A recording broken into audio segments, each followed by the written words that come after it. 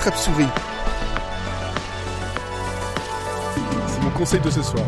Jouez à attrape-souris. Enfin, retrouvez-en un déjà. J'en ai un. Ouais.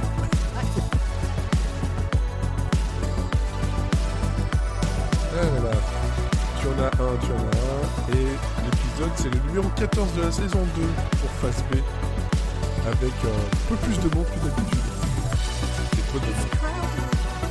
Oui, voilà. Et apparemment, YouTube a dit que c'était OK pour le live.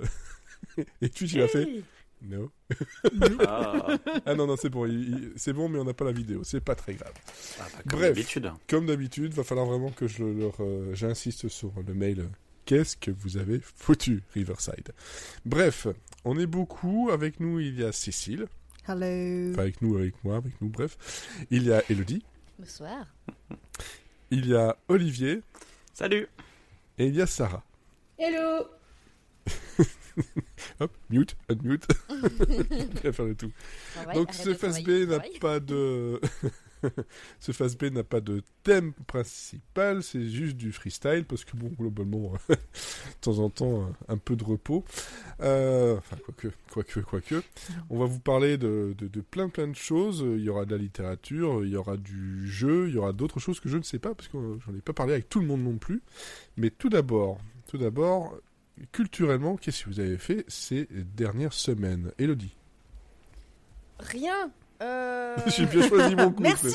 Allez, je salut. suis sur le même livre depuis à peu près 6 mois. Je suis toujours sur la saga du... Sur la première page. Non, quand même, j'en ai un peu tourné. Sur la couverture, la quatrième de couverture. Elle est très compliquée à lire. Vachement bien. Non, je vous avais présenté il y a quelque temps le livre sans nom. Et ben, oui. Je continue en fait. Je me fais toute la saga et j'en suis au 4e. C'est pas seulement sans nom, c'est sans fin aussi, quoi. Il y en a une bonne... Atreyu. Et ouais, je continue, mais le problème c'est la vie, quoi. J'ai pas le temps. Ah ouais, mais globalement, le problème c'est la vie. Hein. Le problème c'est la vie.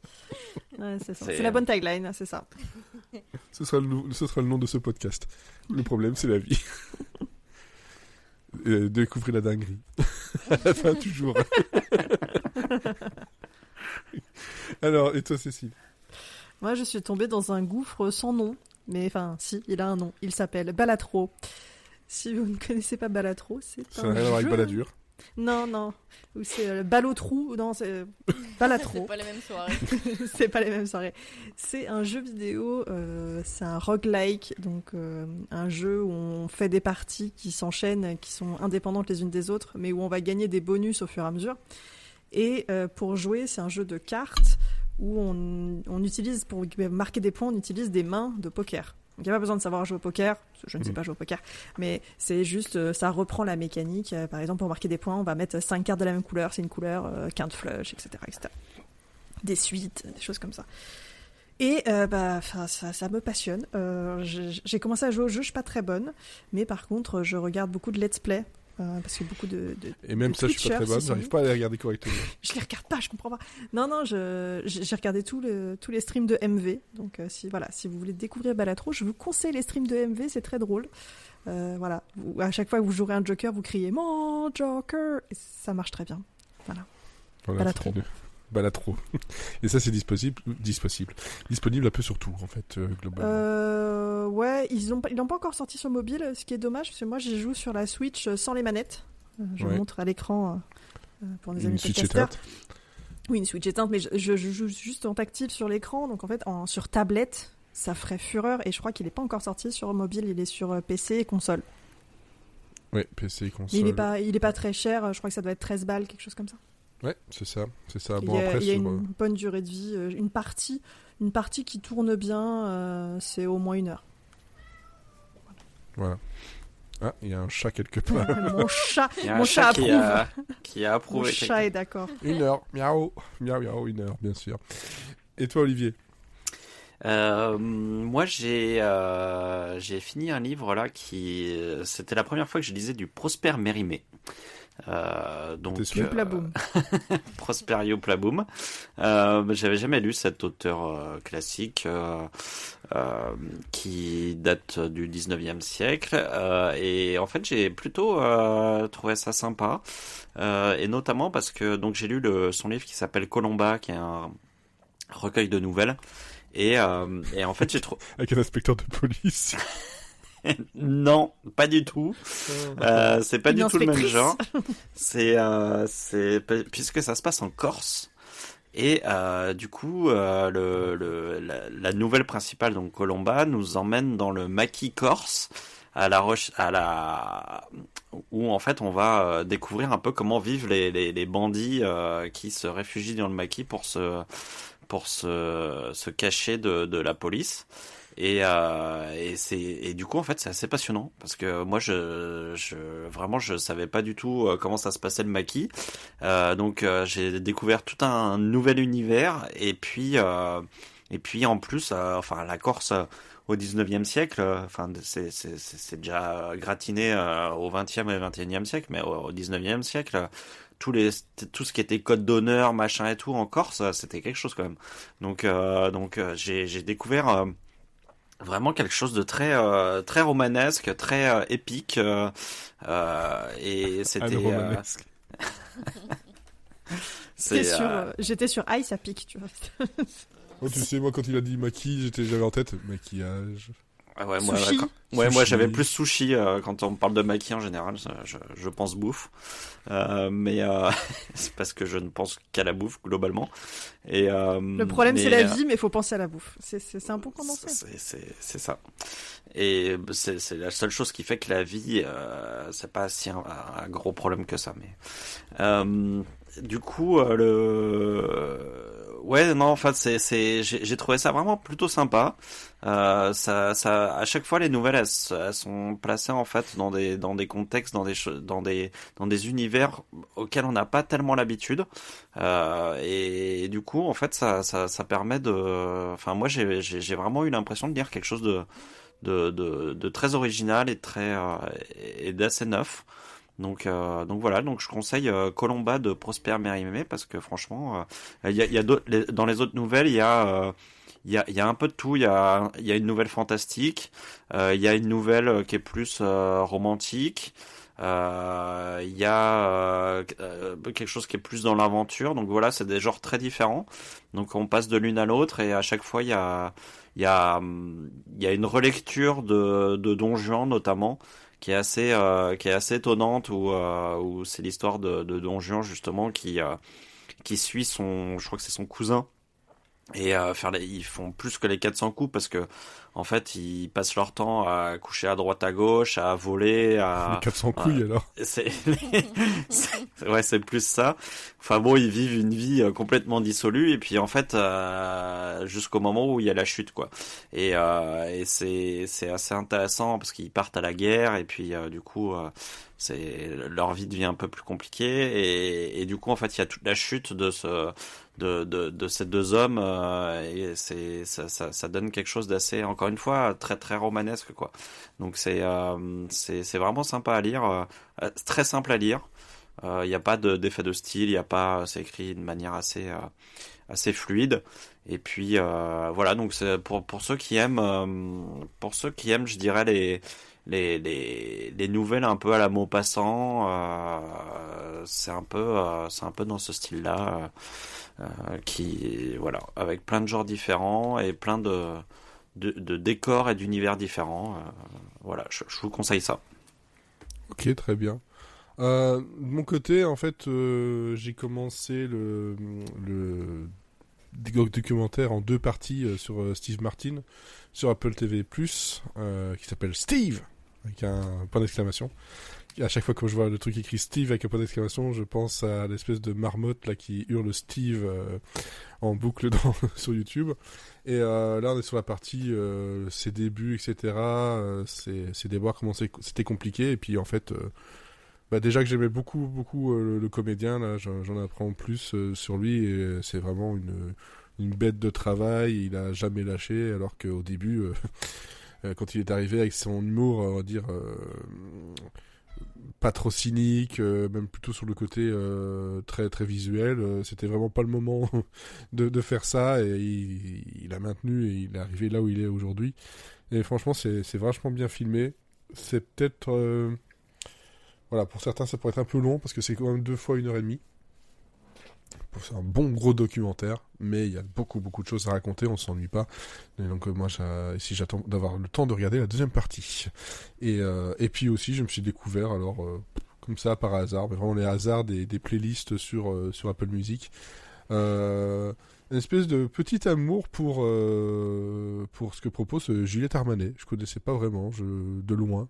Voilà, et puis j'ai écouté, j'ai entendu 2-3 morceaux, et puis je me suis dit tiens, c'est pas mal, ça bouge bien, j'aime bien les paroles, j'aime bien son chant, et j'ai lancé, c'était Brûler le feu 2, je crois que c'est son dernier album, et j'ai vraiment beaucoup aimé, puis j'ai écouté le reste, bon, tout n'est pas absolument parfait, mais j'aime vraiment bien.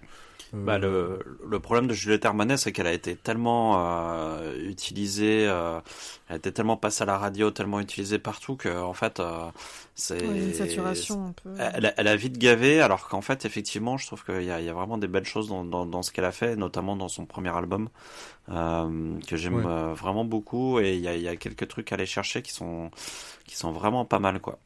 Moi, j'aime bien ce qu'elle fait, et puis en plus, sur scène, c'est vraiment chouette. Je vous conseille d'aller voir un concert, parce que c'est très dansant, c'est très sympa. C'est ce que je regardais s'il y avait un concert ici qui est arrivé cette année, donc apparemment, en tout cas pas en Belgique. À chaque fois on essaie de me proposer Clara Luciani, j'ai fait mais non, je cherche Juliette Armanet. Donc voilà, mais j'aime bien parce qu'en fait c'est vrai qu'elles ont un peu éclos ensemble, longtemps, oui. Mais c'est le même problème aussi, les chansons ont été rabâchées de la même façon. Le truc c'est que moment, t'en pouvais plus. Alors que finalement c'est assez différent quand même. Le truc c'est que moi je n'écoute plus la radio, ou quasiment plus la radio vraiment. C'est uniquement quand j'arrive pas j'ai oublié de mettre mon téléphone et Apple Music, mais aussi j'écoute pas un podcast, et donc globalement j'ai pas eu cette truc là, j'ai juste vu qu'on en parlait beaucoup, mais sans vraiment m'y intéresser moi aussi, plus que parce ça. que moi les radios que j'écoute diffusent pas ça, mais pourtant j'ai dû tout le monde a entendu ça, quoi. Enfin, les derniers jours du disco là, ça en déconne. Ouais, mais toi j'ai peut-être entendu, les derniers mais jours pas... de moi-même, tellement j'avais pas fait le lien, et donc globalement je découvre ça sans le côté je suis saoulé, et c'est assez drôle, c'est que Apple Music m'a mis dans le mélange de découverte, la partie très française, donc tu avais Michel Berger, France Gall qui passait, puis hop, Juliette Armanet, et je trouvais qu'en fait ça suivait très très bien. Toi, il y a un peu une... je dirais pas qu'il y a une filiation, mais il y a le côté... c'est une héritière, ouais, clairement. Mais il y a vraiment le côté... les paroles, vraiment, sont très intéressantes, et musicalement, il y a quelque chose. Et c'est pas bateau, c'est dansant, ça marche bien, ça reste bien en tête. Malheureusement, peut-être trop en tête pour certains trucs, mais ça, c'est l'effet radio. Mais ouais, non, c'était assez sympa. Et dernier point niveau musique, c'était il y a 2-3 jours, c'était ce week-end, je crois. L'Impératrice est passée à Coachella. Et donc il y a eu le live de l'Impératrice, et c'était absolument le feu à regarder. Donc j'ai encore plus hâte d'être en octobre et de les voir en live à Bruxelles. Donc voilà, c'est pas mal de petites découvertes comme ça rapidement. Enfin, l'Impératrice n'est pas une découverte, mais voilà, de la musique et de la comédie. Sarah, est-ce que de ton côté tu as fait quelque chose? Oui. T'arrives plus à te débuter. C'est bon, je suis de retour. Elle n'arrive plus à se débuter. Ouais, j'ai fait pas mal de choses. J'ai enfin fini surtout un gros pavé que je lisais depuis plusieurs mois, Les Aiguilles d'Or, qui est un livre de Michael McDowell. C'est celui qui a sorti la série Blackwater, exactement. J'ai un peu craqué pour ce livre parce que la couverture était aussi très jolie. Chez Monsieur Toussaint, l'éditeur. Monsieur Toussaint l'ouverture, c'est le nom de l'éditeur. C'est très bizarre comme nom, mais voilà. Mais qui fait d'excellentes ressorties et rééditions. Et ça a été les premiers vraiment avec le succès de Blackwater à avoir sorti cette espèce de trend justement de très jolies couvertures. Donc c'est plutôt cool. Le livre est intéressant, ça se passe dans les bas-fonds de New York à la fin du 19e siècle. Et ça suit alors à la fois une famille d'un côté d'aristocrates cathos très croyants qui ont un petit peu le pouvoir du côté riche de la ville et une famille de vauriens, de criminels menés par des femmes principalement qui elles ont le pouvoir dans le côté pauvre de la ville et on va suivre un petit peu les évolutions des uns et des autres, comprendre comment ils sont liés. Alors c'est pas du tout fantastique contrairement à Blackwater. Mais c'est hyper intéressant parce que moi je ne connaissais pas du tout. Alors il y a Gangs of New York, mais je me rappelle plus trop. Je crois d'ailleurs que je m'étais endormie devant le film, qui était particulièrement long de mémoire. Mais le livre, Ouais. voilà. Alors c'était moins prenant que Blackwater. J'ai eu un petit peu plus de mal à le finir quand même. Parce que moi j'aime bien le côté horreur et j'aime bien le côté fantastique qui me donnait envie de continuer pour savoir de quoi il en retournait. Mais voilà, plutôt contente quand même de l'avoir lu parce que j'ai appris des trucs sympas et puis c'est pas trop mal écrit, voilà. Et deuxième truc que j'ai fait aussi, dont je voulais parler rapidos, j'ai vu le film Challengers avec Zendaya qui sort en salle, qui est sorti en salle ou qui va sortir en salle cette semaine, je crois. Je l'ai vu en avant-première la semaine dernière de mémoire. C'est le nouveau film de Luca Guadagnino, je sais pas quoi, le mec qui a fait comme... Guadagnino. Voilà, c'est exactement ce que je dis. Guadagnino. Guardiania, ça faisait plus période de règle qu'autre chose quand même. C'est vrai. Mais Celui qui uniquement à avait- l'aéroport. C'est quand t'as tes règles à l'aéroport de la Guardia. De la C'est Guardia ça. Gna. La Guardia, gna gna. C'est celui qui avait fait Call Me by Your Name entre autres que moi j'ai Ouais. adoré. Dans le film, il y a un roux que je connais pas, mais il y a aussi, j'ai oublié son nom, désolé. Vous constaterez que je suis très fatiguée, donc c'est normal que je raconte n'importe quoi. Je compatis, mais là, franchement, j'ai un peu de mal. Je vais devoir choisir un titre pour le podcast et on passe de Le problème c'est la vie à un roux que je connais pas ou Guardia Gna En Gna. plus, Je sais pas. je suis une connasse parce qu'il est même pas roux, il est juste blond, un peu vénitien, quoi. Enfin, c'est ce que tous les roux disent d'eux-mêmes, hein, mais bon. En fait, il a juste des cheveux. Voilà, c'est ça. Non, il s'appelle Mike Feist, pardon. Qui joue donc un gars qui s'appelle Art, un jeune tennisman. Zendaya qui joue donc une jeune Une tennisman. balle. Et une balle, exactement. Si seulement. Et Josh O'Connor qui joue aussi un tennisman. Josh O'Connor, on le connaît pour être le prince Charles The Crown. comment ça s'appelle? The The Crown. Crown. Exactement. Le film, moi je l'attendais pas particulièrement. J'étais très contente de le voir, surtout parce qu'il y a une bande-son de Trent Reznor et Atticus Ross que j'affectionne particulièrement. Et surtout que c'est signé un peu le retour aussi de Reznor à la voix, puisque là, depuis plusieurs années, ils font beaucoup d'instrumentaux, instrumentaux, Instrumentaux. voilà, dans le D'inst. D'inst. De beaucoup d'inst pour les BO. Et là, il revient avec une chanson, donc j'étais très contente. Après, le film a autant de qualités que de défauts. En fait, j'ai trouvé, il est vendu comme étant un espèce de produit un peu pop où on a envie de danser tout du long et tout. L'histoire, grosso modo, c'est qu'on suit en fait cette nana là, donc Zendaya qui joue cette tenniswoman prodige. Et qui va tomber sur ces deux mecs qui eux sont des meilleurs amis depuis l'enfance, qui sont tous les deux tennisman aussi, très jeunes aussi, prodiges aussi, et en gros ça va être un espèce de cercle, enfin de triangle amoureux, sexuel, professionnel, tennissuel entre les trois. Donc il y a l'histoire en soi. Bon, est intéressante. Il y a des plans qui sont très bien trouvés, mais c'est trop long. Déjà, moi j'aurais coupé une demi-heure.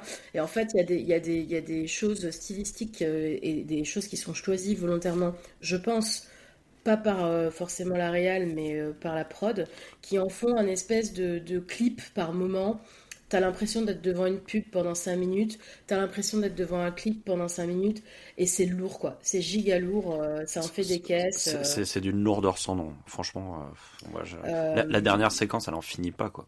T'es là, tu fais, faut conclure maintenant, monsieur. Ouais. Et en même temps, il y a des trucs qui sont très bien. Donc, c'est pour ça que je suis un petit peu déçue, parce que Il y a même cinq- si je n'en il y a- attendais pas grand-chose, au Il y a 5 début, plans dans le film qui sont bien, mais après, ça bah, fait c'est pas. déjà bien. Ouais, enfin, ça fait pas non plus un film, quoi. Enfin, il y a un moment. Ça fait pas un film. Je vais pas passer un mauvais moment. C'est juste que j'ai beaucoup levé les yeux au ciel pendant plusieurs scènes qui étaient effectivement très lourdes.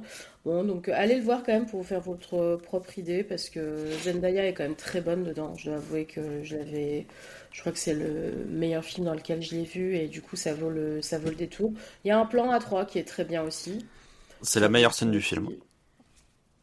Ouais, ouais. Et voilà, c'est tout pour moi. Ok. À noter, je vais faire un peu vous parlez de Toussaint l'ouverture. Je sais pas du coup si vous connaissez qui est Toussaint l'ouverture, mais c'est en fait c'est un ancien esclave qui a été affranchi et qui est devenu général et qui a mené la révolution à Haïti. Et voilà, et qui a été après emprisonné par la France de Napoléon. Et voilà, c'est un des Il a mené la révolution à Haïti d'extraterrestres? Mais non, c'est Haïti, c'est la petite fille des collines. Oh, Haïti. Haïti. Oh, Haïti. La petite fille On n'aime pas les blondes! Les petites blondes montent de la montagne! Parlez-vous! Ah, ça c'est vrai qu'il s'est battu contre les blonds, lui. Ouais. Mais voilà, c'est une figure importante de la Imposée. de l'histoire de l'esclavage et de la libération des Noirs. Voilà, c'était juste pour faire un petit aparté culturel. C'est très très gentil, maintenant je dois faire une transition. Et vas-y, démerde-toi. Restons dans le culturel. Eh ben, je vais parler de Marocco alors. Par exemple. Parce qu'on fait travailler des gens, donc je vais faire travailler des lettres. Je sais pas, c'est un jeu. Je vous ai déjà un peu saoulé avec des captures d'écran sur WhatsApp, et je me rends bien compte que c'est le genre de truc, je comprends rien à ce que je vois. C'est un peu normal. C'est un jeu qui s'appelle Word Factory. Factory avec un I à la fin. Pas Y, voilà, c'est comme ça. C'est un jeu qui, en 2021, a gagné une Game Jam. Je sais pas si vous voyez ce qu'est le concept de la Game Jam. Je peux le rappeler pour ceux qui ne le voient pas. C'est en gros, pendant 48 heures, des personnes vont se regrouper tout seul ou tout seul, créer un jeu sur un thème imposé et donc doivent le terminer, si possible, en 48 heures. Et donc il a fait le GMTK Game Jam 2021. Ils ont été premiers par le vote des joueurs. Et depuis ils se sont dit ça marche bien, donc on va en faire un jeu qu'on va vendre et qu'on va vendre pas très cher. C'est sur sur PC pour l'instant uniquement, mais ça pourrait être très bien sur Switch et aussi sur mobile. Et ça coûte 5,89€. Voilà, hein, c'est pas très très très cher. Une fortune. C'est une fortune effectivement. Et de quoi ça parle? Alors, en gros, si on prend le résumé que je vois sur Steam, c'est un jeu de construction où la seule ressource que l'on a, c'est la lettre I. Et on va devoir construire une chaîne d'usine pour la plier, la tourner, faire des effets miroirs, tout ça, pour que cette lettre I devienne une nouvelle lettre. Donc faire passer le I et le faire devenir en C, par exemple. Et au début, c'est juste, tu fais une lettre, puis une deuxième, puis tu commences à faire des mots de plus en plus longs et de plus en plus compliqués, et tu te retrouves avec des usines dans tous les sens qui prennent ces lettres-là, tu fais des liens entre chaque élément, et tu croises les doigts pour que ce que tu viens de faire là fait vraiment la lettre qu'on t'a demandé. Parce que, comme ça, mine de rien, faire un A à partir d'un I, c'est... on se dit, mais comment je vais pouvoir faire ça? Et puis très vite, tu les fais tout doucement et tu commences à penser tes lettres I comme un outil, et tu dis c'est très simple de faire un A à partir d'un I, regarde, je fais ça, puis on te regarde comme un extraterrestre, hein, le petit IT justement dont on parlait juste avant. Et donc là-dedans, oui, on a ce qui est bien, c'est que très vite, en même pas un quart d'heure, on va te présenter absolument tous les éléments que tu auras besoin de connaître dans le jeu. Hein, t'as pas besoin de plus que ça. T'as une usine qui crée les i et tu as 4 autres éléments. Un qui va les tordre, donc un i qui va être tordu va devenir un c, déjà de base par exemple. Tu as une autre usine qui va les assembler, hein, donc de 2 à 4 éléments. Donc si tu fais par exemple 3 i ensemble, tu vas pouvoir créer un h par exemple. Ou si tu les tords un petit peu avant, tu vas en faire des W. Enfin, tu peux vraiment faire ça là-dessus, plus des effets de miroir et de rotation pour que justement ton C devienne un C à l'envers et 2 C ensemble, ça fait un O. Et donc, voilà, petit à petit, ça devient de plus en plus compliqué. J'ai même réussi sans faire exprès à faire un 7. Je savais pas qu'on pouvait faire des chiffres, mais apparemment il l'a accepté. Donc ça me fait peur parce que moi, j'ai pas encore fini le jeu, mais je vois qu'il y a des chiffres aussi. Donc et dans la deuxième partie des mots que je dois faire, bon il y a des choses, c'est en anglais, il y a des choses assez simples en 4 lettres, mais là je vois qu'il y a le mot axolotl. Je fais je vais galérer parce que plus il y a de lettres, plus il y a d'usines, plus c'est compliqué de réussir à lier le tout et que ce soit lisible pour soi, quoi. Et c'est une drogue, c'est absolument une drogue. Ça se joue très bien à la souris et sur le Steam Deck, donc l'espèce de Switch pour Steam, le tactile fonctionne aussi. Donc c'est non, tu triches pas parce que il fonctionne, mais c'est pas et il te dit attention, c'est pas fait pour non plus. Et c'est vrai que parfois c'est moins précis que de prendre à la souris. Clairement. Faire des trucs précis quand tu passes d'un lien à l'autre, tu finis par cliquer sur n'importe quoi et puis t'as toutes tes usines qui sont pétées. Mes gros doigts là. Donc franchement, un conseil. Sur 14 usines et puis ça fera un W ça. Au lieu d'un. Bon, de toute façon, tu le verras très vite. Hein. Tu finis par avoir des embouteillages de lettres et il n'y a plus rien qui marche. Donc voilà. Mais oui, ça fonctionne. Voilà. Pour ceux que ça peut intéresser, mais à la souris, c'est quand même beaucoup, beaucoup plus agréable. On voit que c'est vraiment été prévu pour ça. Il y a quelques adaptations à faire pour que ce soit vraiment parfait pour le tactile. C'est pas impossible, mais... Donc voilà, moi je conseille ça. C'est devenu un jeu drogue en plus de, par exemple, Dorf Romantique qui me bouffe des heures aussi. Et comme je le disais à Cécile avant qu'on enregistre, j'ai vu que sur Steam, il y a un jeu qui est tombé dans... Ceci pourrait vous intéresser. Ah, c'est la mort, ça. un jeu de construction de ville où en fait tu construis tes petits villages en haut des montagnes.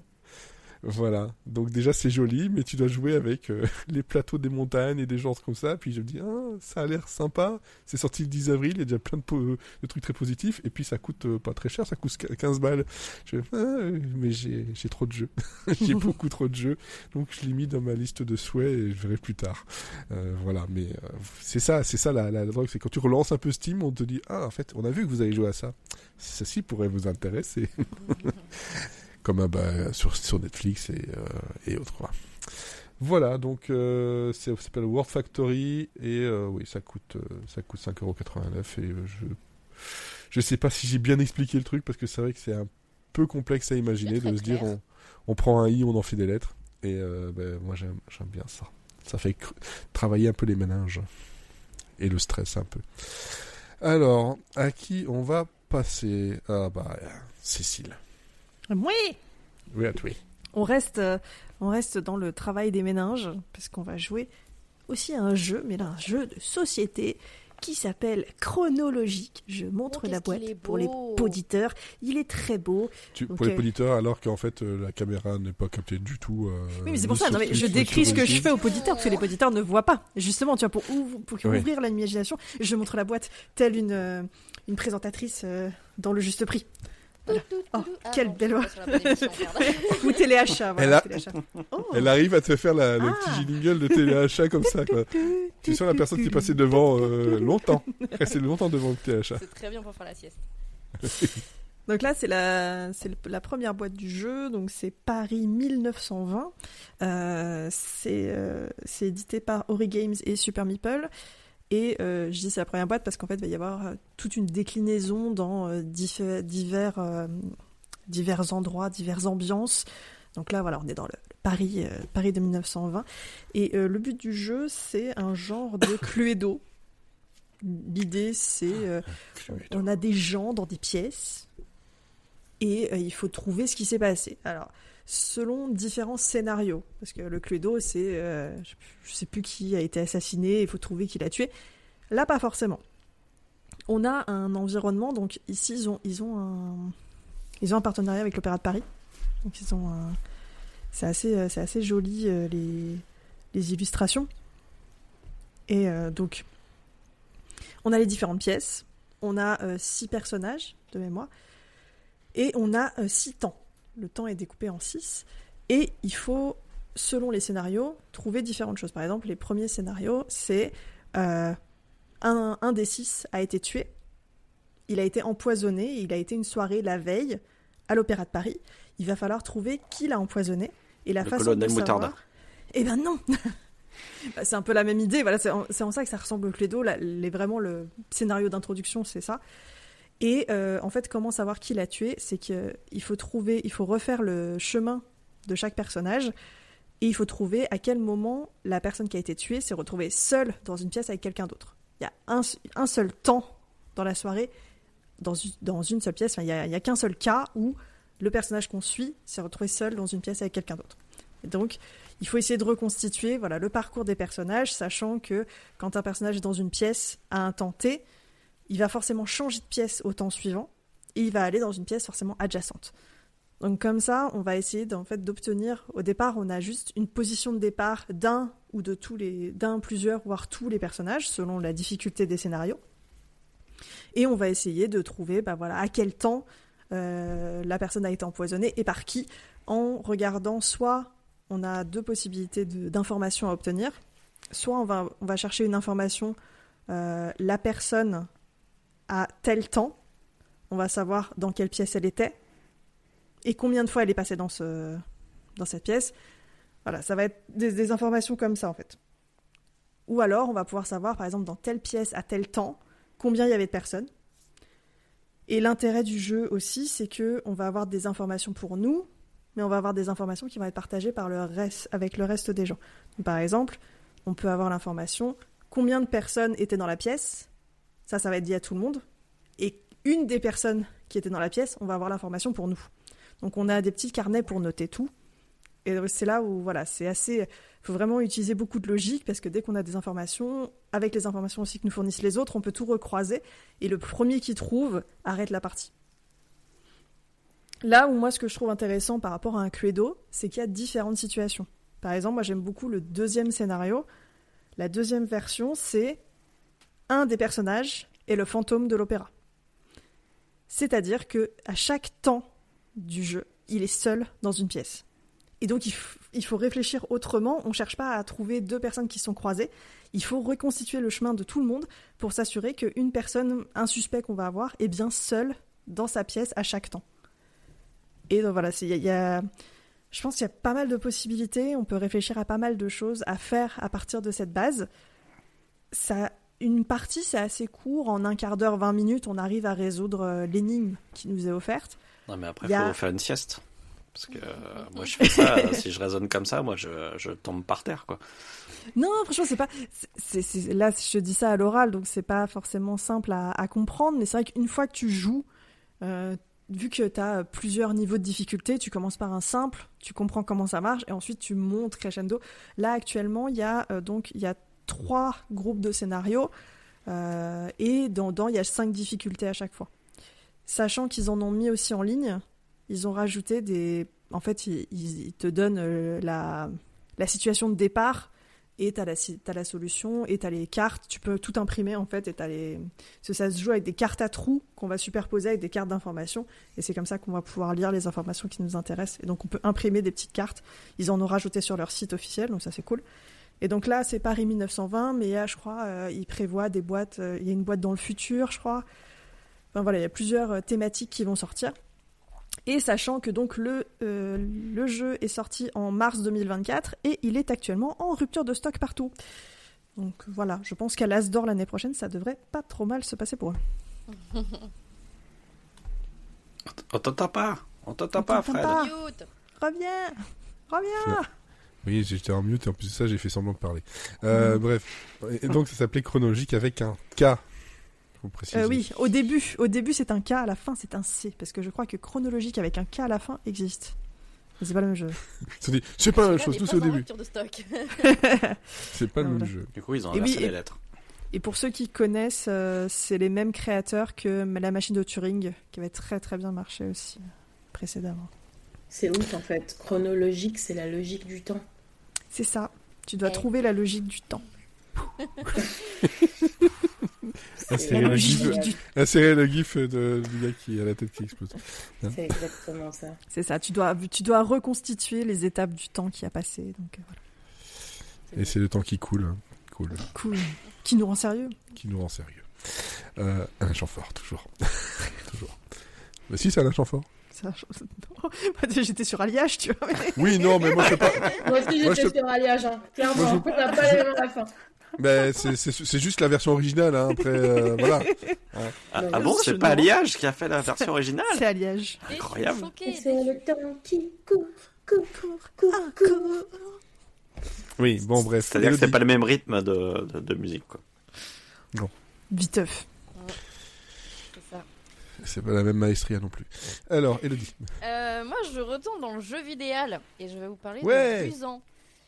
Ouais. Fusan, c'est un jeu qui nous sort d'un studio français qui s'appelle Dontnod et que vous connaissez très probablement parce qu'ils ont bossé sur Life is Strange et sur plein d'autres jeux avec des super scénarios et des super images. Et Fusan, c'est sorti en octobre 2023 et c'est disponible sur le Game Pass. Donc, me demandez pas le tarif, j'en sais rien, j'ai le Game Pass. Quand tu te la pètes. Voilà. Non, mais justement, c'est pas se la péter. Non, c'est justement juste que... c'est solution de pauvre pour jouer à plein de jeux pour pas cher. Bah, surtout voilà, parce que Jusant, le prix normal, je crois que c'est 25€. Oui, alors qu'un mois de Game Pass, c'est 10 balles. Voilà. Voilà. Donc, petit moment dictionnaire, qu'est-ce que le jusant? Eh bien, en fait, c'est un terme maritime qui désigne la période pendant laquelle la marée est descendante. Et en fait, juste dans le jeu, ça part de là, puisqu'on incarne un personnage dont on ne sait absolument rien. Il n'y a pas de dialogue. Et on se retrouve juste jeté dans un monde où il fait très sec. Et on devine au décor qu'on voit des carcasses de bateaux échoués. Et ça nous donne des petits indices visuels que, à une époque, il devait y avoir de la flotte à nos pieds. Mais que ça fait bien longtemps que la mer ou l'océan ou que sais-je s'est retiré bien bien loin. Et en fait, le principe, c'est que c'est un jeu d'escalade où on va devoir grimper au sommet de ce monde. Et on est accompagné dans notre sac à dos d'une petite créature absolument trop mignonne. Oui. C'est un espèce de mélange de grenouille et de blob bleu qui fait des petits bruits mignons. Et, c'est une blobouille. Une blobouille. Et il est absolument adorable. Il n'y a aucun dialogue et du coup les seuls éléments de scénario qu'on va retrouver, ça va être dans des notes écrites qu'on va retrouver un peu partout sur notre chemin. Et en fait, je vous spoile pas le jeu, mais le début on comprend que en fait un beau jour l'océan s'est retiré, que la pluie a cessé de tomber définitivement et c'était plus très vivable. Donc il y a une équipe d'escaladeurs qui vont décider de tenter de grimper au sommet pour essayer de trouver une terre plus accueillante. Et pour certains, ils vont vouloir monter jusqu'aux nuages pour voir pourquoi il s'est arrêté de pleuvoir et essayer d'y faire quelque chose. Donc on apprend, on va suivre quelques personnages comme ça dans les écrits. On va comprendre qu'il y en a qui se sont arrêtés en cours de route parce qu'ils ont trouvé une nouvelle famille en chemin. Il y en a d'autres qui vont s'accrocher, tout ça. Et nous, notre personnage, en fait, on va suivre les traces de nos prédécesseurs pour essayer de monter jusqu'au sommet. Et en faisant ça, du coup, on va traverser plusieurs biomes qui ont chacun une esthétique bien propre. Donc on retrouve les grands classiques à base de oh là là il y a plein de fleurs ou oh là là il y a plein de neige, mais à chaque fois en fait c'est des biomes qui sont absolument magnifiques et on se surprend à s'arrêter de temps en temps pour regarder des paysages et voilà en fait c'est un jeu qui est très chill hein, donc on observe beaucoup. Et chaque biome va avoir ses nouveaux éléments de gameplay, donc c'est vraiment, ça peut paraître un peu redondant de faire que de l'escalade, mais en fait il y a plein de petites astuces qui font que le jeu se renouvelle à chaque biome, et chaque biome est assez court en fait, donc on n'a pas le temps de s'ennuyer. C'est un jeu qui est très abordable pour tout le monde, même les gens qui ne sont pas habitués à jouer. Il n'y a pas de choix de niveau de difficulté, c'est vraiment... c'est très simple d'abordage, on va dire. Ça se joue manette et en gros, c'est gâchette de gauche, tu bouges ta main gauche, gâchette de droite, tu bouges ta main droite. Voilà, il y a pas plus simple que ça. Et tu vises les prises avec ton joystick et puis tu t'accroches. Voilà, et puis comme ça, tu grimpes petit à petit. Donc en fait, il n'y a pas vraiment de difficulté à se déplacer. C'est plus un puzzle pour trouver le meilleur chemin et d'essayer de trouver les petites choses un peu cachées. Donc soit les notes pour trouver du lore, soit d'autres petites choses un peu plus cachées. Et notamment, on est aidé par notre petite créature, puisqu'elle a des pouvoirs. Elle peut faire apparaître notamment des nouvelles prises en interagissant avec des flafleurs. Et elle peut aussi nous indiquer des points d'intérêt autour de nous. Et justement, ces points d'intérêt, en général, en fait, c'est des temples en l'honneur de peut-être cette créature, et peut-être qu'il y aurait d'autres créatures comme ça dans ce monde. Et voilà, on active ces petits temples, ça allume la lumière, c'est trop joli. Bon, ça sert juste à la complétion du jeu, parce qu'en vrai, si on en loupe, c'est pas très grave, ça nous empêche pas de finir le jeu. Et en fait, l'intérêt du jeu, c'est déjà qu'il est extrêmement beau, que on regarde les paysages, que vraiment c'est un jeu touristique, quoi. Et en fait, on est assez libre de faire un peu notre propre chemin, parce qu'il n'y a pas vraiment un passage prédéfini. C'est pas un jeu couloir, en fait, t'es pas obligé de passer forcément par un seul chemin, tu peux te balader un petit peu. Des fois tu tombes sur un cul-de-sac, mais c'est pas grave, tu fais demi-tour et en fait il y a 3 chemins qui s'ouvrent à toi. C'est très reposant. Parce que déjà niveau gameplay, c'est assez simple quand même. C'est un jeu qui est assez contemplatif. On se balade, on regarde les mondes et puis en fait, même dans l'ambiance, c'est très chill. Il y a un peu de musique, mais c'est loin d'être omniprésent. T'as vraiment des moments de calme où t'entends que la nature autour de toi. Et il y a aucun dialogue, quoi. Donc t'entends juste le monde. Mais justement, tu parles de musique. C'est marrant parce que justement, j'allais dire que même si elle est très discrète, la BO, elle est vraiment super belle. C'est un compositeur qui s'appelle Guillaume Ferrand qui s'en est occupé. Et juste, si vous écoutez, il a travaillé aussi dernièrement sur Escort Boys, du côté série télé. Il a travaillé sur pas mal de choses niveau audiovisuel, mais là, Jusant, je trouve que ce qu'il a fait, le thème, etc., c'est du piano, c'est très doux, c'est très aérien, et même sans jouer au jeu, juste l'écouter, ça fait voyager, donc vraiment, faut y aller, c'est vraiment très très beau. Et puis t'as vraiment des ambiances très différentes à chaque fois que tu changes de biome. C'est super.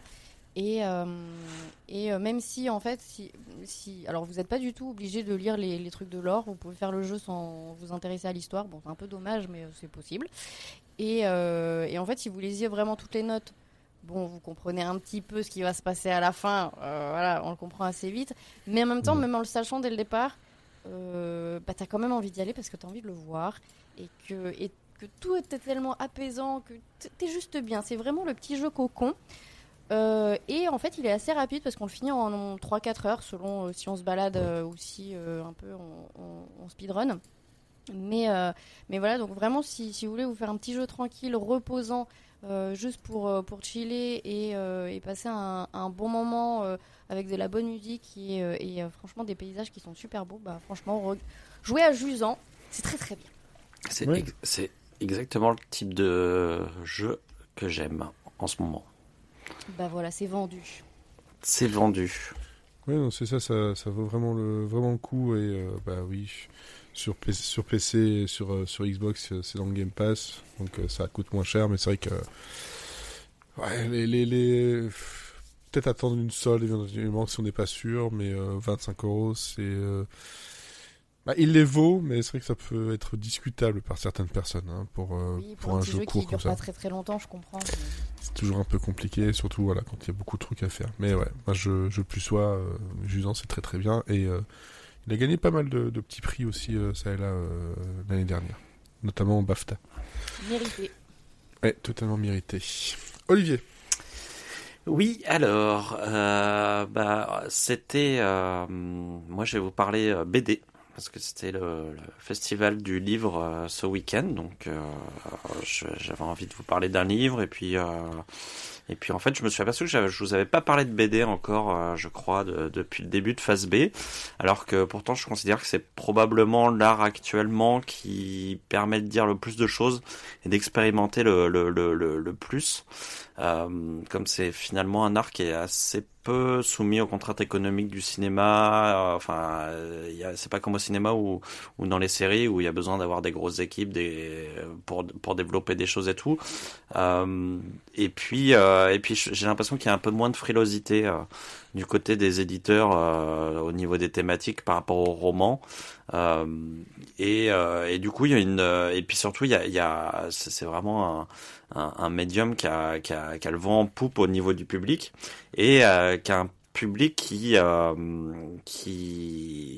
en général assez exigeant et assez curieux et qui va voir des choses vraiment très différentes. Donc du coup ça fait vraiment moi c'est vraiment tout est réuni pour que la BD soit un vrai havre de création et c'est vrai que j'aime beaucoup lire des BD parce que je découvre vraiment des choses que je vois nulle part ailleurs et voilà donc là du coup je vais vous parler d'une BD et cette BD elle a 3 tomes, elle s'appelle Il faut flinguer Ramirez. Je vous montre, personne ne voit la vidéo mais je montre là. Ah ouais. Dommage pour Twitch qui marche pas. Mais voilà, c'est une BD qui date de 2018 que j'ai découverte assez récemment puisque j'ai découverte chez un pote au Nouvel An et je l'ai trouvée vraiment très fun à lire. Elle est écrite et dessinée par la même personne, ce qui est pas souvent le cas en bande dessinée. Et donc l'auteur c'est Nicolas Petrimo et je vous parlerai un peu de lui après le pitch parce que c'est un gars qui a un parcours assez intéressant et qui pour vous qui regardez qui jouez beaucoup aux jeux vidéo il en vient et tout donc c'est assez intéressant de voir son parcours. Alors par contre tu parles de tome 3 non il est qu'au tome 2 hein, il y a le tome 3 Non, il y a 3 tomes en tout, il y aura 3 tomes en tout. Oui, il y aura 3 tomes. Il y a 2 tomes qui sont sortis, mais il y aura 3 tomes en tout.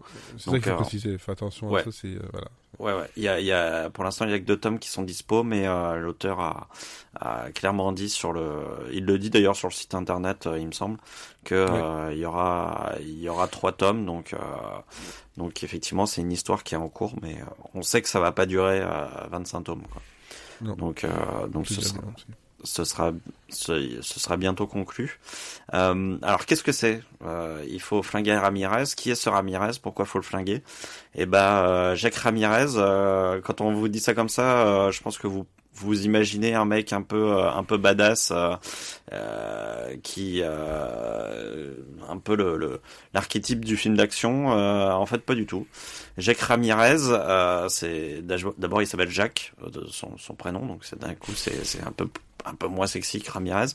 Et c'est un banal employé de la Robotop, qui est une marque d'électroménager assez réputée, genre je sais pas ce qu'il y a comme marque d'électroménager maintenant, mais Moulinex, exactement, voilà, c'est Moulinex, voilà. Et donc il travaille au SAV dans cette structure.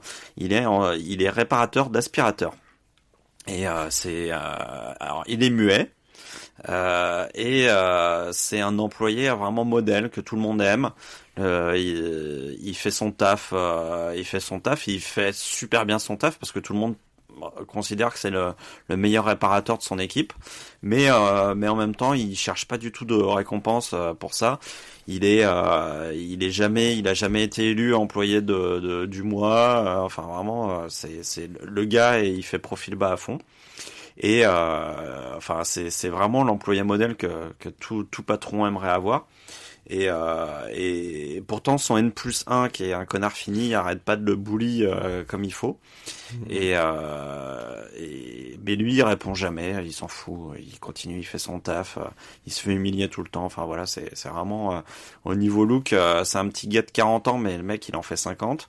Il a une grosse moustache, il est toujours habillé avec un pantalon un peu pourri mais avec une chemise cravate mais truc pas classe quoi, le truc un peu moyen de mec moyen, vraiment c'est un VRP quoi. Ouais, c'est ça, c'est le gars banal le vendeur dans les vedettes qui a l'air Exactement.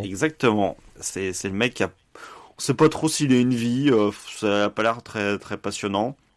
Il existe, mais personne ne le capte en fait, à part ses collègues qui le voient, mais qui ne lui parlent pas non plus énormément. Donc voilà, un mec banal, sauf qu'un jour, bah il y a deux gars qui s'arrêtent chez Robotop pour déposer un mixeur au SAV, et puis bah ils rentrent au siège et puis et là ils voient Ramirez et ils le reconnaissent tout de suite. Et en fait, sauf que ces deux gars-là, qui viennent faire réparer leur mixeur, ils font partie d'un cartel mexicain. Ce cartel mexicain, en fait, visiblement a une histoire commune avec Ramirez. Et Ramirez les a trahis. Et donc, ils veulent qu'une chose, c'est sa mort. Et donc là, on s'aperçoit que le petit le petit réparateur d'aspirateur, en fait, il est peut-être pas si banal que ça, et que sa vie d'avant c'était peut-être un peu plus sexy que ça, quoi. Donc il y a une chasse à l'homme qui va se mettre en place entre parce que du coup le cartel va envoyer plein de tueurs à sa poursuite. Et lui il va devoir fuir et puis et on va découvrir son passé au fur et à mesure et puis il va fuir avec une fille aussi dont on va apprendre l'histoire. Donc voilà, donc tout d'un coup ce petit vendeur d'aspirateurs va être plongé en plein milieu d'une chasse à l'homme avec plein d'actions. Donc Nicolas Petrimo, c'est qui a écrit et qui a dessiné cette BD. En fait, il a commencé sa carrière comme réalisateur de courts-métrages, et puis il a fait il était créateur d'effets spéciaux.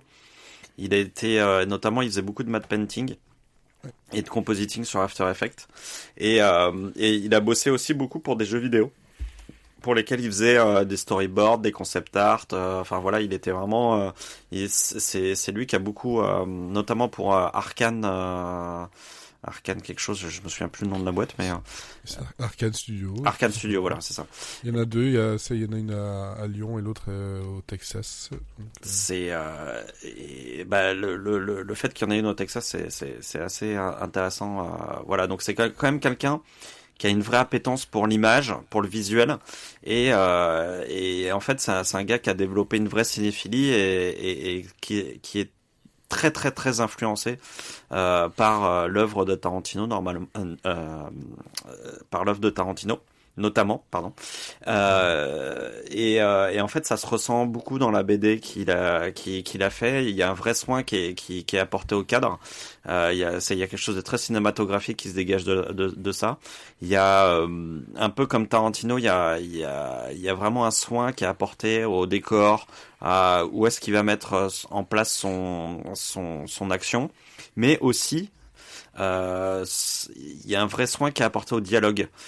C'est des dialogues qui sont très ciselés, qui sont parfois un peu décalés par rapport à l'histoire, et c'est des dialogues qui sont comme par moment, quand je lis les dialogues, j'ai l'impression d'entendre les dialogues de Pulp Fiction, quoi. Ils sont à la fois décalés, à la fois totalement dans l'histoire, et il y a un jeu de rythme qui fait que il y a une espèce d'humour qui se crée et qui en même temps fait monter une tension.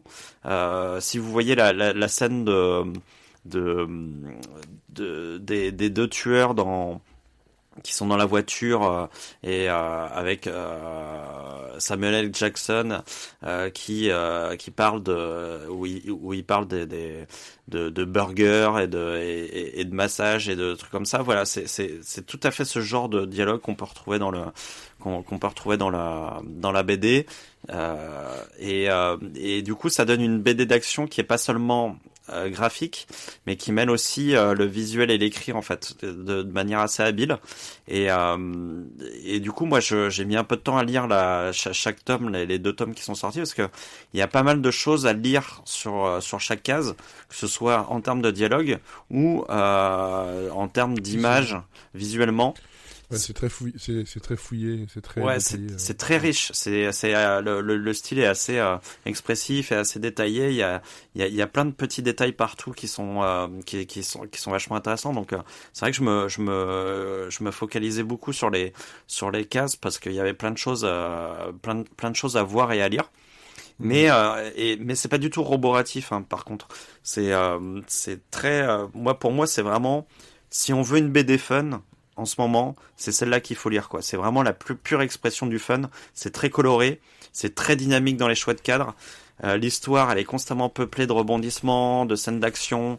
Il y a même des scènes de sexe. Enfin, c'est hyper pulp dans la forme. C'est pour ça que Pulp Fiction, moi, quand je lis la BD, je pense tout de suite à Pulp Fiction. Et il y a un imaginaire qui est très US. Et c'est pour ça que c'est intéressant qu'il ait bossé pour des boîtes qui sont au Texas, parce que là, il place son... La boîte pour laquelle il a bossé, les deux boîtes pour lesquelles il a bossé, c'est Wizardbox et Arkane Studio, mais Arkane Studio, pas à Austin, mais c'était ici en France, à Lyon. Après, il y a une branche, parce que c'est une boîte d'origine française, mais il a travaillé sur Dishonored 2, entre autres, et sur Grey Matter. Et Grey Matter, c'est un jeu d'aventure point-et-cliqué que je conseille vivement, parce que l'histoire, elle est cool, graphiquement, c'était cool. Bon, c'est un jeu qui a peut-être 20 ans maintenant, par contre, hein, je pense, hein, mais on le trouve encore sur Steam à pas très cher. Mais je conseille, si t'aimes bien son univers, Grey Matter, ça devrait te plaire aussi. Ah ouais, c'est un univers qui est vraiment imprégné par la culture US. D'ailleurs, il place l'action là, c'est dans l'Arizona, avec aussi le Mexique, puisque le cartel vient de là-bas. Donc on est vraiment on est dans tout ce qui fait l'ambiance du Midwest américain, avec le barbecue, les grosses bagnoles et tout, mais avec malgré tout des dialogues qui ramènent une subtilité, c'est parce que c'est des dialogues qui sont à la fois drôles et à la fois il y a des moments qui sont assez profonds. En fait, ça a pas l'air comme ça, mais c'est des dialogues qui disent des choses, et je trouve qu'il y a des réflexions, il y a des répliques sur la vie, sur le monde du travail, sur la représentation de soi, sur le couple, sur le rapport aux autres, en quelques mots, il arrive à te faire un truc hyper efficace, mais hyper profond. Et il y a comme ça, il y a quelques répliques qui m'ont sauté aux yeux, où je me suis dit, oh putain, ouais, c'est ouf ce qu'il dit là. Et voilà, il y a vraiment des petits moments comme ça où je trouve qu'il y a une qualité de dialogue qui répond à la qualité du dessin, et c'est hyper agréable à regarder. En plus, la BD qui est éditée chez Glénat, elle est en soi, c'est un très bel objet. Je trouve elle est bien finie, les couvertures sont très belles. Les couvertures sont très belles, les couleurs sont folles. Il y a une qualité de papier qui met vraiment en valeur les couleurs. C'est vraiment en soi, c'est un très bel objet. Je trouve que globalement, c'est une vraie réussite. On passe un super moment à le lire, c'est haletant, il se passe toujours un truc, on rit, et honnêtement, quand on commence, franchement, c'est hyper dur de poser le livre, c'est très addictif, en général, on va au bout du tome et on a envie de lire le suivant dans la foulée, donc autant vous dire que là, le tome 3 est attendu avec impatience, donc voilà, donc je vous la conseille vivement, et si vous voulez voir un petit peu l'univers de la BD, il y a, au moment de la sortie du premier tome, l'auteur avait fait une bande-annonce qu'il avait fait chez lui et tout, pour présenter un peu la BD. Elle est sur YouTube, vous tapez Il faut flinguer Ramirez, et donc c'est une petite bande-annonce qui dure 1 minute 30, et je trouve qu'elle pose bien le contexte et l'univers de la BD, donc ça vous montrera un petit peu de quoi ça a l'air, et je pense que ça vous donnera envie de l'acheter. Ouais, mais je peux te conseiller 2 BD derrière, au cas où, dans le même genre. Il y en a une chez Glénat aussi. Tu crois que je suis riche ou quoi? Il y a des médiathèques. C'est vrai. C'est vrai, mais les BD, c'est vrai que je les achète parce que j'aime bien les objets. Ouais, mais au moins, si tu veux jeter un œil, il y a Valhalla Hotel, il y a 3 tomes. Et c'est Patrice Perna pour Glénat, et c'est un peu dans le même genre, le truc très Tarantino, même beaucoup plus barré encore que Il faut flinguer Ramirez, parce que même si c'est barré, là on a un truc, ça se passe au Nouveau-Mexique, et t'as un coach d'un gars qui fait du tennis, je crois que c'est du tennis de table, Et ils s'arrêtent dans un endroit qui s'appelle El Loco. Et ils tombent en panne avec leur Fiat et ils veulent passer la nuit dans un hôtel qui est le Valhalla Hotel et qui est tenu par une espèce de femme avec des airs un peu nazis, un peu bizarres. Il y a un shérif qui est très très buté et limite homophobe, donc déjà des gens très très louches. Et encore, c'est pas le plus louche là-dedans parce que très vite on se rend compte qu'il y a des choses bizarres qui se passent là-bas. L'entraîneur qui disparaît et l'apparition aussi d'hommes cochons par exemple, des trucs Oui, ça, c'est complètement bizarre, barrés. Donc, mais il y a de l'action, il y a de l'humour, C'est de l'humour Riverdale, très très ton sombre. truc, là. Non. Il y a parce des hommes que cochons là- dans Riverdale. Certains ressemblent à des cochons, après, est-ce que c'est des hommes cochons? Je ne sais Non, c'est pas Riverdale, mais c'est très c'est très dark, mais avec une bonne dose d'humour. Il y a trois tomes et alors l'autre BD que je voulais conseiller parce que eux je les adore vraiment, c'est Psychoparis et c'est chez Soleil et c'est Tristan Rouleau et Corentin Martinage qui ont fait la série des Goblins. Et là, ça se passe à Paris justement où t'as en fait une espèce d'assassin qui est poursuivi par un gladiateur. Ils se battent sur les toits de Paris. Il y a des espèces de ninjas dans tous les sens. Enfin, c'est complètement barré. C'est un mélange de tout ce qui est US, Japon, tout mélangé avec un style très coloré. Ça défouraille, ça décapite. C'est juste très fun, quoi. Et ils avaient sorti le premier tome. Ils devaient sortir le deuxième et un troisième. Ils n'ont pas réussi à le faire assez vite. Ils ont eu quelques problèmes, dont Corentin Martinage, le dessinateur, qui a eu un accident de moto qui a failli le rendre complètement tétraplégique. Donc ça, mine de rien, ça ralentit pour faire du dessin. Hein. Heureusement, tout va mieux. Et ils ont sorti directement en fait un nouveau tome qui est en fait l'intégrale. Donc t'as un seul livre, ça toute l'histoire et c'est juste fou. T'as 120 pages. Plus des pages inédites en rajoutées, donc t'as vraiment un bon gros bouquin à lire. Donc Psychoparis, ça aussi je conseille, dans le même genre. C'est pas. noté. Mais pour les auditeurs en région parisienne qui adorent la BD et qui aiment bien les comics, il y a une super librairie à Sartrouville, à côté de la gare, qui s'appelle Bulle Imaginaire, qui vient juste d'ouvrir avec Fred, qui est un libraire très passionné.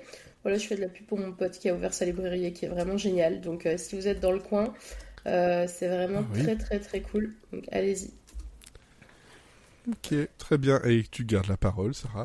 Et je garde la parole puisque, comme l'a dit Olivier tout à l'heure, c'était le festival le salon du livre à Paris ce week-end. Alors j'ai décidé de vous faire un petit quiz littéraire parce que ça fait longtemps que je n'ai pas fait des quiz, vu que là on est en grand Allez, on va comité, jouer. c'est l'occasion. Donc on va jouer, j'espère que vous êtes prêts et chauds. Chaud bouillant pour jouer. Ah, j'aime bien ce générique. Tu veux ton générique? Bouillant pour jouer. Ouais. Tu veux ton générique? Et hop, s'il veut bien se lancer.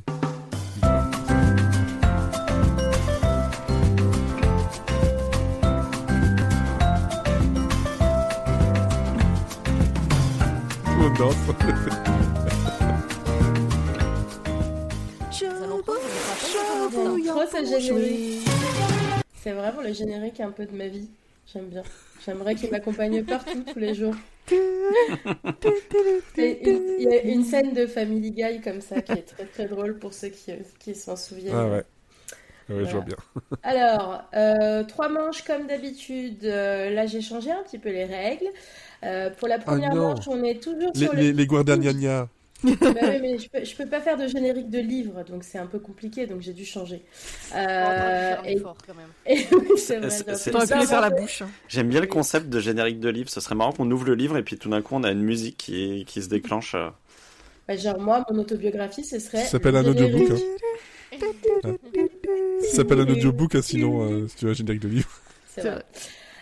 Donc première manche, le qui suis-je. Deuxième manche, vous verrez, mais Le je que vous demanderai qui a écrit cette œuvre. Donc je vais vous Dans donner quelle étagère des livres classiques de la littérature et vous me direz qui les a écrits. Et la troisième manche, c'est un petit focus sur les fables de La Fontaine, avec ma réinterprétation des morales des fables de La Fontaine, et vous allez me dire à quoi ça correspond. Vous allez voir, ça va être assez gaulerie. Attends. Mais on commence avec le classique Qui suis-je? Quoi, bah non. Mais en fait, Allô c'est que t'as coupé un petit peu. Donc, oui. T'es en décalé. Ah, d'accord, ok. Mais là, c'est bon. Mais Am I oui, là, back c'est bon. Oui, New C'est York, bon. nous t'entendons. Ok. Oui. Je suis là, je suis de retour. Comme d'habitude, vous criez vos prénoms avant de donner votre réponse. Et je vous donne la parole avant que vous donniez la réponse. C'est parti pour les 3 premières questions du Qui suis-je? Alors, écrivain, né en 1920 dans l'État de Washington. Je suis une des plus grandes influences de la science-fiction du XXe siècle. Je fais mes débuts dans Pulp Magazine avec une histoire d'aventure. avant de Olivier me lancer dans le... Ouais, Arthur C. Clarke. non. Avant de me lancer dans le journalisme. Et c'est en faisant des recherches pour un article Cécile sur les dunes de l'Oregon. Ouais. Frank Herbert. Ouais. Voilà. Oui, tout à fait. J'étais- Et tout à fait, Frank Herbert. Un article sur les dunes de l'Oregon, en fait, qu'il a commencé à réfléchir à Dune, en fait. Il a écrit T'imagines, cet ça aurait été la dune du Pilat? Ah, ça aurait fait Dune aussi. Non, et de 2.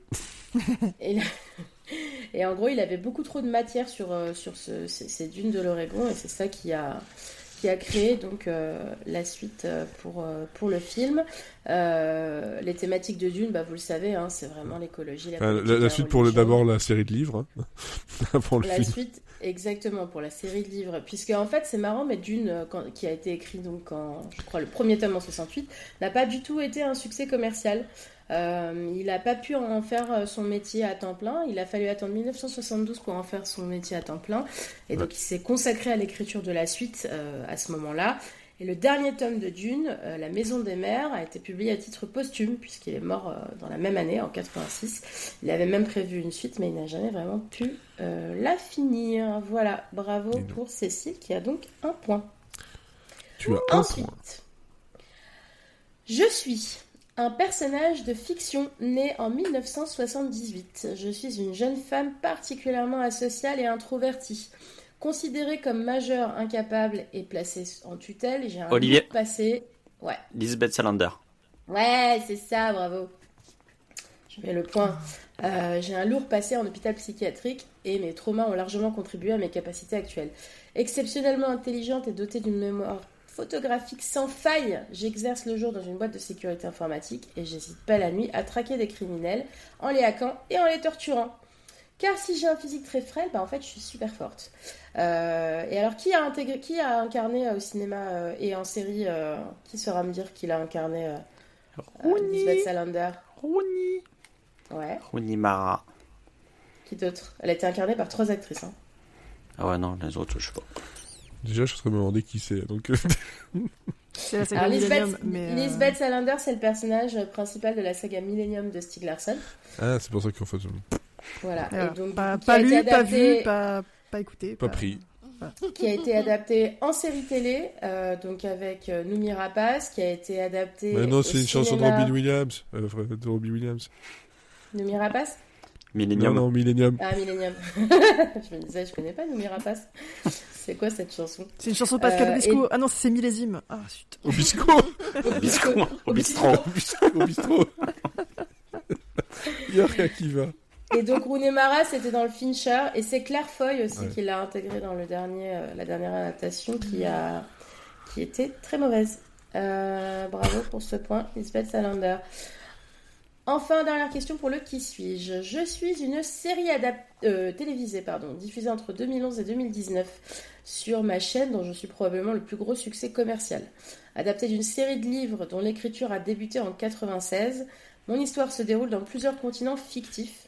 Et Frédéric. on y retrouve, ouais, Game of Thrones. c'est ça, bravo. Bravo, on y retrouve plusieurs grandes intrigues qui vont du nord au sud. On suit dès le départ l'évolution d'une jeune femme très très blonde, une famille de bruns avec un patriarche plutôt tête en l'air, et Et une un autre roux. famille de blonds riches Mais qu'on connaît pas. qui ont des pratiques super cheloues. Ils sont tous un peu des pratiques un peu chelous quand même. Ah, surtout les blonds riches, là, les incestueux là. La série a été plébiscitée par la critique, mais surtout par le public, avec une grosse fanbase. Elle a eu droit à un spin-off dédié à la MIF et au dragon de la petite blonde. Je suis Game of Thrones.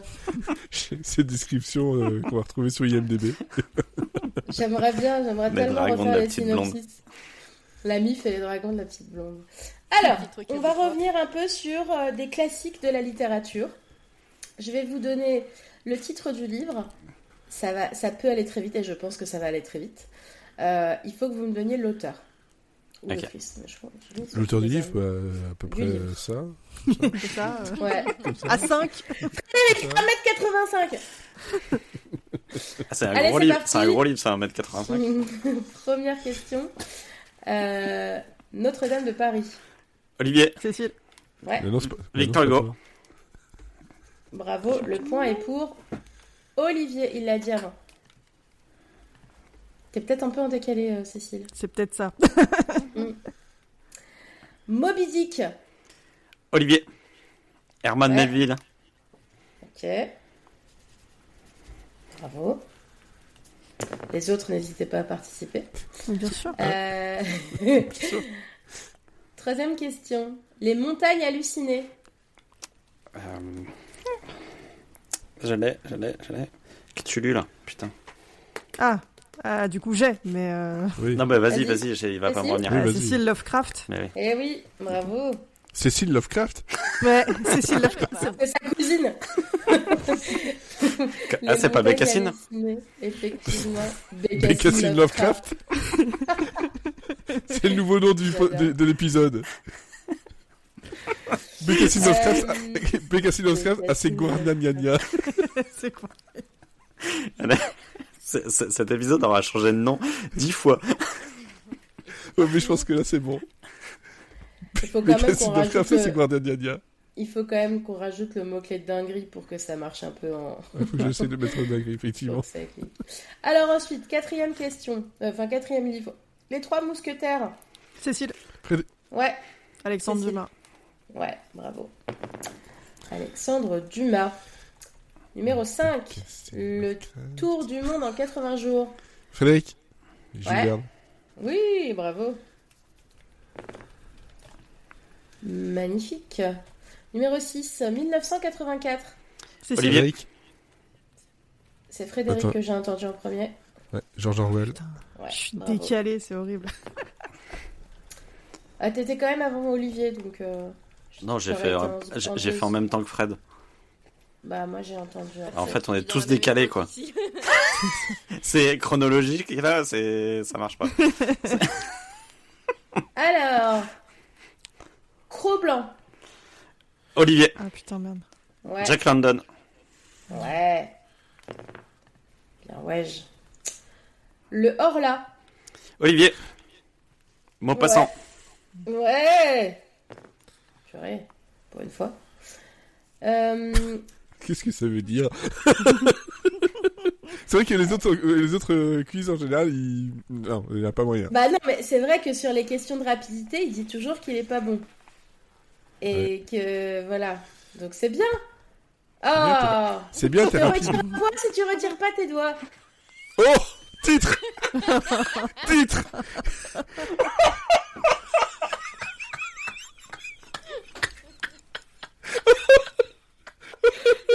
Putain, merde. Oh non. Bah ça va être le titre du podcast, ça. Ah, je sais pas, parce que j'aimais bien le Bécassine Lovecraft, mais là, je te retire un point si tu retires pas tes doigts. Putain. Je suis perdue. Alors, je reviens. Ouais, t'as Maupassant. Les liaisons dangereuses. Cécile. Olivier, Et le Ah, j'ai entendu Elodie. Flaubert. Non, Non, ça c'est Cécile. nous le roi. Cécile. Chauderlot de la Clos. Ouais, c'est ça. Moi, je croyais que c'était Chauderlos. Mais c'est mieux Chauderlos, effectivement. Je pensais qu'il était méchant. Chauderlos de la Closse. Bah oui, Yes. Chauderlos de la Closse. Cuitasse les bananas, Chauderlos de la Clos. C'est marrant ça, putain. Je trouve que ça lui va beaucoup mieux, Chauderlos. Pierrot Chauderlos de la Closse. Et le dernier... Le dernier, donc, le portrait de Dorian Gray. Ah merde, oui. Ouh, Il est là. Ah, Olivier. Oui, Oscar Wilde. oui, Oscaros. Wildos. Des Wildos. Oscar Wildos. Non, ça, c'est les pièces de bagnole. C'est une dinguerie. Oscaros.com. Bravo. C'est notre sponsor de ce soir, Oscar.com. Bravo pour Olivier qui pour l'instant vous lamine. Dernière manche. Le chanteur pour l'Eurovision, c'est ça? Non, la mine Lesgade, Ça il n'existe suffit. plus. Ça suffit. Ça suffit. Ça suffit. Vous êtes fatigué. La dernière manche, les fables de La Fontaine. Donc là, c'est Voilà, ça va une être plus compliqué là. réinterprétation. La Fontaine. Une réinterprétation extrêmement personnelle des morales des fables. Donc, il y a Janos 5 de la Fontanos. fables à retrouver D'ailleurs, et je conseille un podcast assez court sur les qui a fables été de créé. La Fontaine. À la Vous- Fontaine. C'était quoi Les- sur les papes de Fontaine. Je sais pas plus. Vous savez quoi? Je me suis sifflé une bouteille de pinard, donc là, je ne réponds plus de rien. Non, en fait, vous voyez qui sont Lonely Island, les trois, donc Andy Samberg, Jorma Takom, etc. Et ben Jorma, entre autres, et Jorma Takom, qui est un grand réalisateur aussi, pendant le confinement, a créé un podcast de quelques épisodes où il raconte des histoires, un peu des fables, comme ça, sauf qu'il s'appelle Derrick Stories, donc Derrick comme Derrick, voilà. Et en gros, c'est les histoires sont les mêmes, sauf qu'à un moment donné, il y a un personnage qui s'appelle Derrick, qui est un sale gamin, qui vient tout casser, et en fait, il te change la morale pour un truc complètement débile, du style, t'as l'histoire du corbeau qui était assoiffé, et c'est le corbeau et les perles, je crois, ou les cailloux, je sais plus exactement le nom en français, et donc c'est, il a soif, il n'arrive pas à mettre son bec dans l'eau, donc il va mettre des petits cailloux pour faire monter le niveau de l'eau. Et en fait, ça se raconte normalement avec une belle voix, et puis d'un coup, t'as le gamin qui tire avec son flingue dans le truc d'eau et dit ah, tu pourras pas boire comme ça. Puis alors, et le corbeau meurt. Moralité, dépêche-toi de boire avant qu'on te casse le truc. Enfin, c'est des trucs comme ça sur 1 minute 20 et c'est super super drôle. Mais voilà, c'est les fables de la Bah Fontaine. super, t'as spoilé mon jeu, c'est exactement la phrase que je... Non, je rigole. Ça aurait été fort quand Il y même. a- Pendant 2 secondes, Fred, il était J'avais là, tout plagié, t'as tout cassé. On remercie Lonely Island pour le jeu. Alors, Vas-y. est-ce que vous êtes prêts? Oui. Ouais. Là, je Faut ne sais pas si ça va être de la rapidité ou pas. Enfin, Faut donner va quoi, être la dans le vraie rythme. morale ou faut donner la fable? Non, je veux la fable. Ok. Alors, Fable. première fable. Enfin, première morale. Si tu croises un loup, casse-toi vite au lieu de discuter avec lui. Olivier. Le loup et Ouais. l'agneau. C'est ça. C'est pas, si ce n'est pas toi, c'est donc ton frère, le truc, non? Je sais pas, moi j'ai compris la fable comme ça, donc il va falloir comprendre ce qui se passe dans ma tête. Ensuite, deuxième fable. Arrête de parler la bouche pleine. Cécile, Oui, le corbeau et le renard. Bah oui. oui, c'est ça. Ce qui est pas facile de parler avec un fromage Alors dans la bouche. Alors C'est qu'en pour ça fait, qu'il le lâche. c'est... Alors que c'est clairement un titre de film de Max Pécasse. C'est vrai. C'est qui Max Pékin? Oh, tu connais On te pas laissera Max googler. Pécasse. Oui, aïe, aïe, aïe, aïe. Moi, Max vraiment- Pécasse? faut rien lui dire, faut qu'elle regarde Non, un faut film. qu'elle découvre. Faut... Ça s'écrit comment? Comme ça, Max. Et puis Pécasse, P-E-C-A-S. C'est... Ouais, faut découvrir ça. Oula. C'est du Mais grand sans cinéma rien français. savoir. Oh ouais, je finis mon quiz, après je vais me pencher là-dessus. c'est bien le mot qu'il faut dire. Alors, numéro 3. Essaye pas de manger du rat. C'est Olivier. Ouais. Le lion et le rat, là, je sais pas, le rat... Et la souris. Ouais. C'est le lion et la souris, mais bon, après... Le lion et la souris, C'est ouais. le lion et le rat. Le lion et le rat, ouais. Je crois que c'est un rat. Non. Parce que justement, celui-là, il est dans le podcast. Si, c'est le lion et le rat. Et ça finit bizarre. Après, peut-être qu'en belge, c'est- Oui, après, bon, ça, et le lion et le surmulot aussi, non? Non, c'est le lion et la souris. Non, c'est le lion et le rat. C'est Attends, je vais taper le truc, le lion et la souris. Et... Oui, mais il y en a peut-être deux parce qu'il en a fait. Il a peut-être fait le lion et la souris. Quand le lion a bouffé le rat, après il a graillé la souris, je sais pas. Mais là, ici, en l'occurrence, c'était le lion et le rat, en tout cas. C'est la 11e fable de Jean de La Fontaine. C'est Olivier qui avait le point. Ensuite, numéro 4. On a fait toutes celles que je connaissais, donc là, je suis mal. La campagne, c'est mieux que Paname. Cécile. Ah oui, je l'ai. Cécile. C'est Rats des villes et Rats des champs. Ouais. C'est ça. Sur Mulot des villes et sur Mulot des champs. C'est ça. Et la dernière, vaut mieux tracer que faire le malin. Cécile. Ah, oui. Cécile. Le lièvre et la tortue. Tout à fait, c'est tout à fait ça. Bravo à tous. Il faut que je compte les points parce qu'il y a un... Ouais, je pense que c'est Olivier. Non, mais c'est bon. Bah franchement, c'était à un point près, c'était Cécile. Enfin, c'était ex aequo. Il y a 7 points pour Cécile, 8 points pour Olivier. Gilbert Bécaud. 3 J'y comprends rien. On a failli être Gilbert Bécaud. Oh putain. C'est une dinguerie. Et chou blanc pour Elodie. Mais c'est pas grave. Tu n'es plus Elodie, tu es Fanny. Voilà. Tu as un point dans mon cœur. C'est le plus important. Et c'est parti, c'est fini. Et c'est parti pour le show. Et donc ça, c'était ta recommandation? Ouais. Ok, c'est pour être sûr que j'ai eu... Le lion et le rat. C'est la recommandation Les Fables de La Fontaine. Le lion et le rat Fabian. Et Chauderlos de la Closse, surtout. Pierros Chauderlos de la Closse. Pierros Chauderlos de la Closse. Et demain, quand vous écouterez ce podcast, vous aurez découvert le vrai titre de ce podcast. Est-ce que c'est Bécassine Lovecraft, c'est Gardenania, c'est une dinguerie? Ah, moi je préfère ça. Ouais. Ou est-ce que je te retire un point si tu retires pas tes doigts? Un film de Max Pécasse. Mais oui. C'est vrai, ça pourrait être un film de Max Pécasse. Oh là là, les deux sont bien. Bref. Voilà, ça vous fait quand même pas mal de choses à découvrir culturellement. Donc, on rappelle Chronologique, un jeu de société.